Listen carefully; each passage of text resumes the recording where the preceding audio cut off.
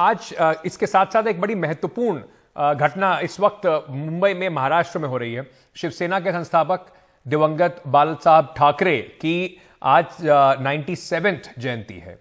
इस मौके पर महाराष्ट्र में विधान भवन के सेंट्रल हॉल के अंदर उनकी एक ऑयल पेंटिंग का अनावरण किया जा रहा है। इस कार्यक्रम में मुख्यमंत्री एकनाथ शिंदे, उप मुख्यमंत्री देवेंद्र फडणवीस शामिल हैं। यही खबर है कि बाला साहब ठाकरे के बेटे उद्धव ठाकरे को इस समारोह में वो शिरकत नहीं कर रहे हैं।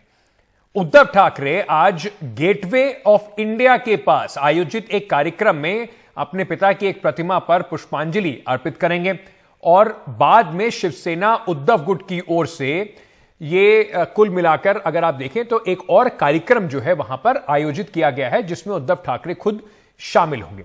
यानी कि कुल मिलाकर जब पहले दिन से फूट पड़ी शिवसेना में और बात बार बार यह हुई कि असली शिवसेना हम, बाला साहब ठाकरे की असली लेगेसी हमारे पास, इसकी जो लड़ाई है वो आज सांकेतिक तौर पर बहुत महत्वपूर्ण जंक्चर पर खड़ी है, बहुत महत्वपूर्ण मोड़ पर खड़ी है, जहां पर दोनों उद्धव ठाकरे की जो साथ वाली शिवसेना है, गुट जो है, और साथ ही साथ शिंदे गुट जो है, वो दोनों बाला साहब ठाकरे के असली विरासत के हकदार के तौर पर अपने आप को प्रस्तुत करने में लगे हुए। बाला साहब ठाकरे की आज जयंती है। जैसे मैंने आपको बताया, महाराष्ट्र विधानसभा में ये जो ऑयल पेंटिंग है इसका वहां पर अनावरण हो रहा है और इस कार्यक्रम में वो खुद नहीं है। किसके बाला साहब ठाकरे की लड़ाई जो है वो अब बिल्कुल आमने सामने की हो गई। अब बाला साहब ठाकरे जिस तरीके से समृद्ध ज्ञान के मामले में धनी थे, प्रधानमंत्री नरेंद्र मोदी भी इनके बारे में काफी बातें कर चुके हैं, उनके बारे में कुछ बड़ी बातें कह चुके हैं। प्रधानमंत्री नरेंद्र मोदी अभी महाराष्ट्र में थे, तब उन्होंने यह भी कहा कि बाला साहब ठाकरे ने लोक कल्याण के लिए जीवन समर्पित किया था। इसको कहीं ना कहीं देखा जा रहा था कि कैसे उद्धव ठाकरे गुट से निकालकर शिंदे का जो गुट है, जो इस वक्त बीजेपी के साथ है, उसके लिए बाला साहब ठाकरे को एक बड़े हिंदुत्व आइकॉन के तौर पर प्रस्तुत करके इस तरफ उनकी लेगेसी को खींचा जाए। इसके जवाब में उद्धव ठाकरे ने कहा कि मेरे पिता हमेशा कहते थे कि हमारा हिंदुत्व ही राष्ट्रवाद है। संजय राउत ने भी इस पर एक बयान देते हुए कहा कि बाला साहब ने हिंदुत्व के लिए काम किया है और बाला साहब को हिंदुत्व हृदय सम्राट बोलते हैं। यानी कि कुल मिलाकर आज बयानों से कोशिश यह की जा रही है बताने की कि असली शिवसेना जो बाला साहब ठाकरे की शिवसेना है उसके उत्तराधिकारी हम हैं। दोनों तरफ से दावे ऐसे ही हैं। कुछ रिएक्शन भी हैं, इस पर जरा वो भी सुन लीजिए। एक गुड वगैरह कुछ नहीं, मैं मानता हूँ एक गुड बिट की बात आप करते हो, देश नहीं करता, भाजपा वाले करते होगे जिसने गुट बनाया है। ये बेईमानी है बाला साहब ठाकरे जी से। आज बाला साहब ठाकरे जी की जयंती है। बाला साहब ठाकरे ने महाराष्ट्र को, खास करके यहाँ के मराठी मानुस को एक मंत्र दिया कि महाराष्ट्र के लिए काम करो, स्वाभिमान से जियो, और यही मंत्र और राज्यों में भी फिर गया है। बाला साहब जरूर मराठी मानुस के हृदय सम्राट थे, लेकिन बाला साहब हिंदुत्व के प्रति बाला साहब ने जो काम किया है, इसीलिए लोग उनको हिंदू हृदय सम्राट मानते हैं। चलिए, तो वो किसके हैं बाला साहब ठाकरे और किसको उनकी लेगेसी जो है या जो उनकी विरासत है, कौन सा गुट उसको अपने तरफ खींचने में या जनता को कम से कम ये विश्वास दिलाने में अभी तक सफल हो रहा है कि उनके पास विरासत असली है। हमारे मेहमान हमारे साथ जुड़े हुए हैं। सबसे पहले मैं विजय जी आपसे ये बात पूछना चाहता हूं, ये जो पूरी लड़ाई चल रही है, सोहित भी हमारे सहयोगी, माफ कीजिएगा, हमारे सहयोगी सोहित भी हमारे साथ जुड़े हुए हैं। सोहित के पास पहले मैं चलना चाहूंगा। सोहित, आप दोनों कार्यक्रम कवर कर रहे हैं और पूरी शिद्दत से आज कोशिश ये है कि उद्धव ठाकरे अपने पिता की लेगेसी को ये कहकर लोगों तक ले जा पाए कि असली विरासत उनकी है और उनकी विरासत को शिंदे ने छीना है या कम से कम उनसे अलग ले जाने की कोशिश की है। वहीं शिंदे गुट भी बाला साहब ठाकरे को, जो बार बार पहले दिन से कह रहे थे कि असली बाला साहब ठाकरे के सिद्धांतों पर हम चल रहे हैं, वो भी इस कवायद में पूरी तरह से लगे हुए। बिल्कुल जी, देखिए अंकित, दोनों की अगर आप बात करें तो अभी जो दोनों को जो दो गुट हो चुके हैं शिवसेना, उनमें भी बाला साहेब ठाकरे का नाम दोनों तरफ है। उद्धव ठाकरे के गुट के नाम है शिवसेना उद्धव बाला साहेब ठाकरे, जबकि एकनाथ शिंदे के गुट का नाम है बाळासाहेबांची शिवसेना, यानी बाला साहेब की शिवसेना। देखिए, जब उद्धव ठाकरे महाराष्ट्र के मुख्यमंत्री थे तब इसी रीगल पर, जहां पर वो आज शाम को जाने वाले हैं, आज दोपहर को मुख्यमंत्री एकनाथ शिंदे गए थे, उन्होंने वहां पर लाइफ साइज स्टैचू बनाया था बाला साहेब ठाकरे का। तो अब जब एकनाथ शिंदे मुख्यमंत्री हैं तो वो विधान भवन में एक ऑयल पेंटिंग जो है उनका वो लगाने वाले हैं आज, उसके लिए एक बड़ा कार्यक्रम शाम को रखा गया है।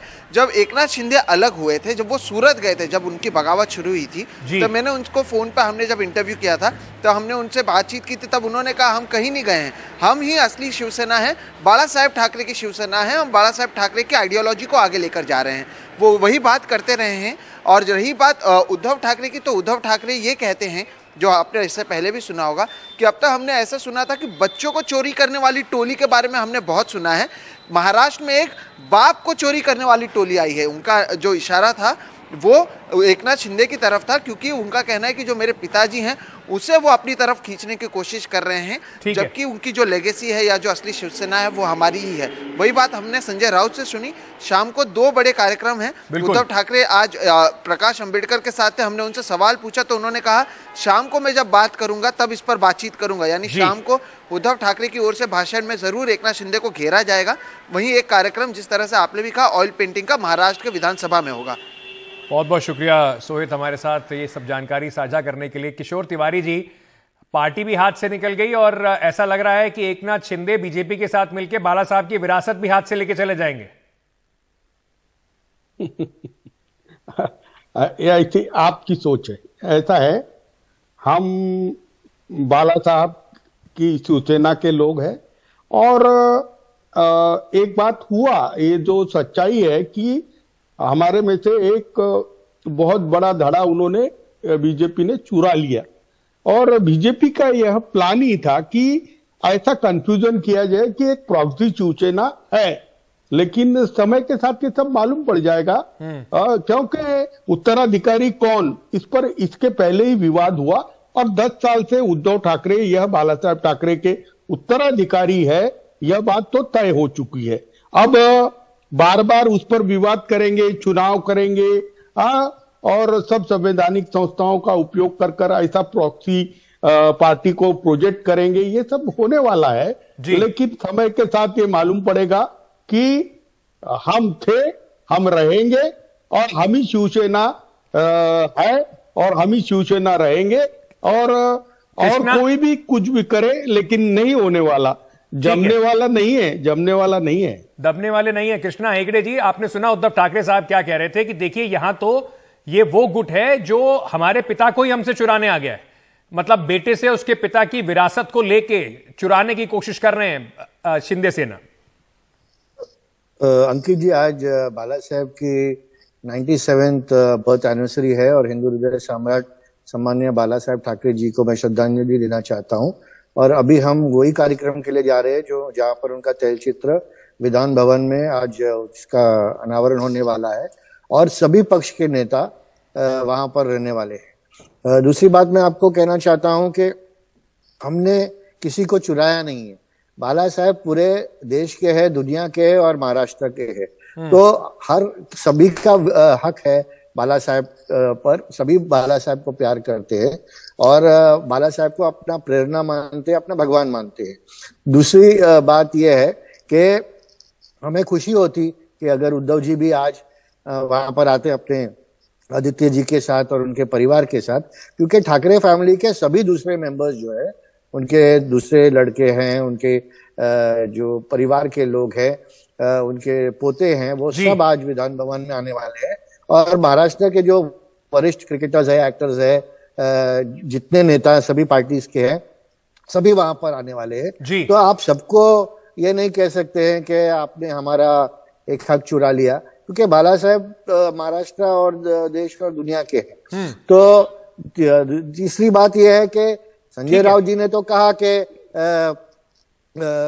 हमने ये किया वो किया, लेकिन बाला साहेब, उनका खुद के शब्द थे कि अगर मुझे कांग्रेस और राष्ट्रवादी के साथ कभी समझौता करना पड़े तो मैं मेरी दुकान बंद कर दूंगा। सर, शब्दों पे मत जाइए, उन्होंने बीजेपी के लिए भी बहुत सारे शब्द कहे थे, जिस बीजेपी के साथ बहुत दिनों से बिजनेस चल रहा है, तो वो शायद समय के साथ इस तरीके से उद्धव ठाकरे ने समझाया है कि चीजें बदल रही हैं। लेकिन विजय जी, विजय, मैं आपसे समझना चाहता हूं मैं संजय आपसे राउत जी समझना ने चाहता इतने हूं, ये टीका जो किया पूरा था। बाला साहब ठाकरे की लेगेसी को लेकर, उनकी विरासत को लेकर लड़ाई है, क्यों जरूरी है इस बात को जनता तक पहुंचाना कि असली वारिस या बाला साहब ठाकरे जो बातें, जिन बातों पे अपनी उन्होंने राजनीति खड़ी करी, जिसके इर्द गिर्द उन्होंने राजनीति खड़ी करी, उसके असली वारिस दोनों गुटों में से कोई है? जरूरी क्यों है महाराष्ट्र की राजनीति के परिप्रेक्ष्य में?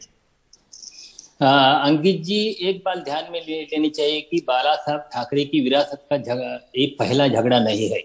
जब राज ठाकरे शिवसेना से बाहर निकले थे तब भी लोग मानते थे, उनके गुट की तरफ से दावा किया जा रहा था कि बाला साहब ठाकरे के विरासत के हकदार, शिवसेना के विरासत के हकदार हम हैं।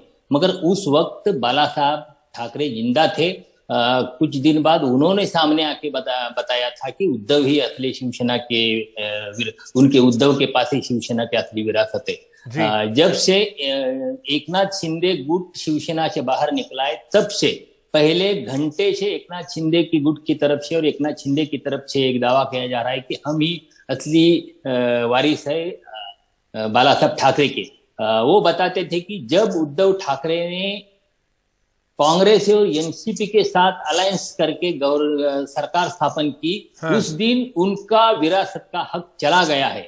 मगर एक बात विडंबन देखिए कि उस सरकार में 2-2.5 साल एकनाथ शिंदे भी मंत्री थे। एकनाथ शिंदे जिस पर दावा कर रहे थे कि उन्होंने जब उनसे कांग्रेस एनसीपी के साथ समझौता किया तब उन्होंने विरासत खो दी। मगर 2.5 साल के बाद एकनाथ शिंदे निकलने के बाद वो महाविकास आघाड़ी के साथ उद्धव ठाकरे गए, उसे क्रिटिसाइज करने लगे और उसके बाद ही विरासत का झगड़ा आगे चल रहा है। देखिए, बाला साहब ठाकरे एक ऐसे नेता थे, महाराष्ट्र के राजनीति में 2 ऐसे नेता है, बाला साहब ठाकरे और शरद पवार, जिनके पूरे महाराष्ट्र राज्य में फॉलोअर्स है, जिन्हें पूरा महाराष्ट्र में, बाकी जो लीडर्स है, बाकी बातें वो कुछ प्रदेश के लीडर थे, मराठवाड़ा के लीडर थे, विदर्भ के लीडर है, मगर ये 2 नेता ऐसे हैं जिनकी पहुंच पूरे महाराष्ट्र में है। और बाला साहब ठाकरे ने 90 के दशक के बाद महाराष्ट्र की राजनीति में एक अपना